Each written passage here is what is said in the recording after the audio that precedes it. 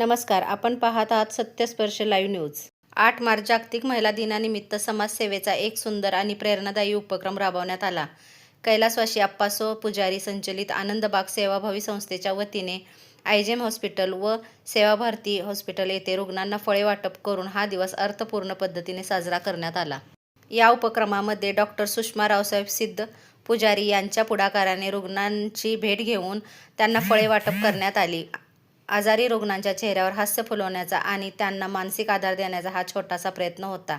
या सेवाभावी उपक्रमात कॅन्सर रुग्णांची सेवा करणाऱ्या सौ. सुदर्शना पाटील, सामाजिक कार्यकर्ता सौ. तन्वी कुलकर्णी, आर्किटेक्ट डॉ. शिवानी जमादार, सौ. गीता घुबडे, प्रोफेसर व्यंकटराव हायस्कूल, सौ. सुलभा गावडे, डाएट अधिकारी अनुराधा आमले, हुपरी PHC सिस्टर रुपाली कांबळे तसेच हॉस्पिटल स्टाफ आणि श्री अनिकेत वावरे यांनी उत्स्फूर्त सहभाग नोंदवला. रुग्णांना दिलेल्या या छोट्याशा प्रेमळ भेटीतून त्यांना आनंद आणि सकारात्मक ऊर्जा मिळाली.